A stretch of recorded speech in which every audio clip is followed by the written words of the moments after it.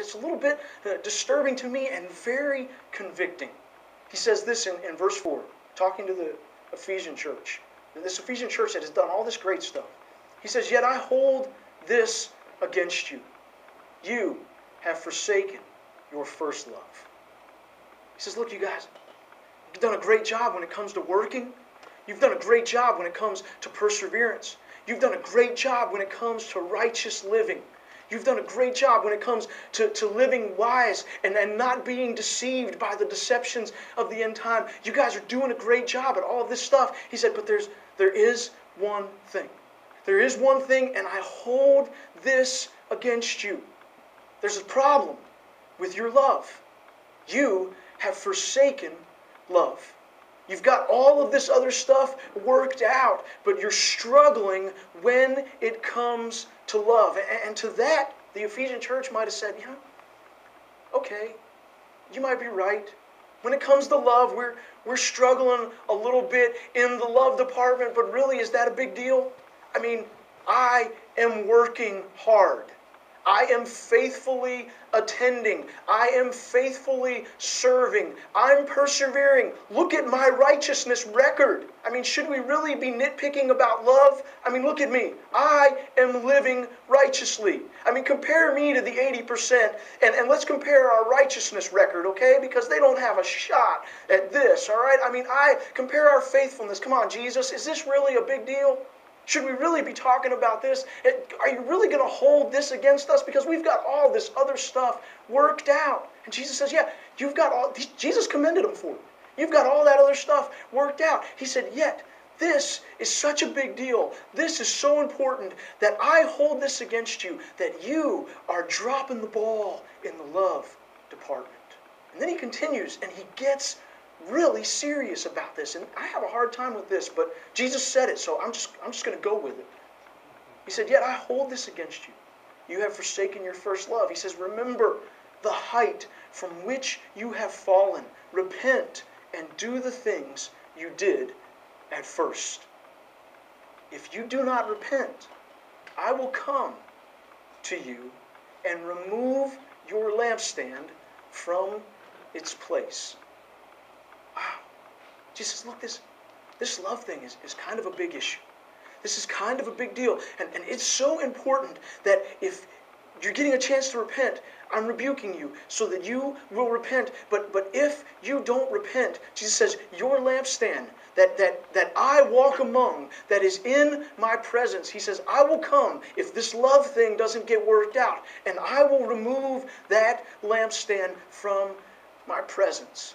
Now, I don't know exactly, I've heard different opinions on that, and everybody's got their different viewpoint on it, and I've heard some people explain to me why it doesn't mean what it sounds like it means to me, but I don't know, however you explain it, it doesn't sound good. Just to be removed from where Jesus walks sounds like a bad thing to me, so you deal with that however you want to deal with that. But Jesus is really drawing our attention to how serious and how important this whole love issue really is. He says, hey, this love thing, it is a big deal.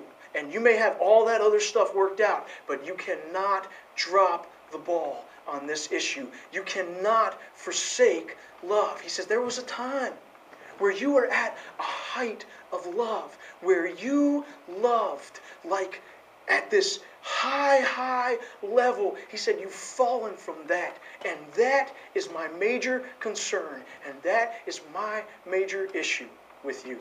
Now, after having read that, there's a passage in John chapter 13 that we are all very familiar with and that we've talked about before. After having read and talked about what Jesus says to the church in Ephesus in Revelation chapter 2, what Jesus says here in John chapter 13 kind of carries a little more weight to it than it might have before. In John chapter 13, Jesus is talking to his disciples as they are having the Last Supper, and right after that he's going to be betrayed by Judas and is going to be taken to the cross and crucified, and you, I'm sure, know the story. But Jesus has already done the whole washing of the feet thing. to where he took off, his outer garments and wrapped a towel around him and went and washed his disciples' feet, had the encounter with Peter where Peter said, Lord, don't do that, man. Let me do your feet. And Jesus said, I've got to do this. And after he served them this way and washed their feet, Jesus enters into some powerful teaching. And then he says to them, right before we get in to John chapter 14, which is where Jesus says, look, I'm going to go away and I'm going to prepare a place for you, and then I'm going to return so that you will be where I am. He says, so don't let your hearts be troubled about that, and don't be afraid, because this stuff has to happen. Right before Jesus enters into that explanation, he says to his disciples, he says, look, I'm going to leave. In John chapter 13 verse 33, he says I'm going to leave, and where I'm going right now you can't go. And then, right after saying that, Jesus gives this one commandment. It's a commandment that we're familiar with. It's a commandment that we know. Jesus says this, John chapter 13, verse 34. He says, a new command I give you, love one another. And then he adds a whole lot of weight to it. He says, a new command I give you, love one another. As I have loved you, so you must love one another. By this, all men will know that you are my disciples, if you love one another. And when we connect that with Revelation chapter 2, we see that this love thing is a big deal. That this is not a commandment that we can just wad up and throw away. That this is not a commandment that we can say, hey, look, I've got everything else covered. I know I don't love my brother, but I've got everything else covered. So can we just overlook this? Can we just overlook the love thing? Jesus says, no. We cannot overlook the love thing. This is my command. This is the command I give you. This is what I want you to do in the gap between where I leave and when I return. There's going to be a period of time. I'm going to leave. You can't go right now. I'm going to return and call my church home, and I'm going to have prepared a place for you, and it's going to be great. And in between there, here's what I want you to do. Here's my command. I want you to love one another. And not love the way the world loves. And not love the way our sinful nature loves. But I want you to love at a high, high level. I want you to love like I love. That's what Jesus said.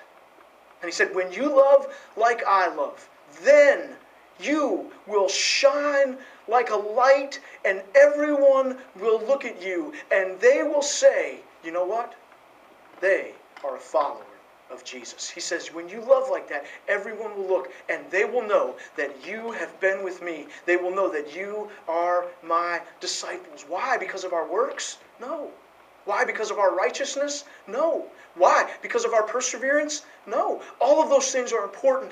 All of those things need to happen. But the world will see us shining like a light when they see us loving one another the way that Jesus loved. And Jesus says to the church of Ephesus, he says to them, you loved like that at one point in time. You loved at a height at one point in time. You loved at a high level at one point in time. At one point in time, you loved like I love. You loved God like I love Him. You loved others like I love others. Somewhere in time, somewhere as life happened, you began to drift from that. And you have fallen from that high place of love that you once lived at. And you need to repent.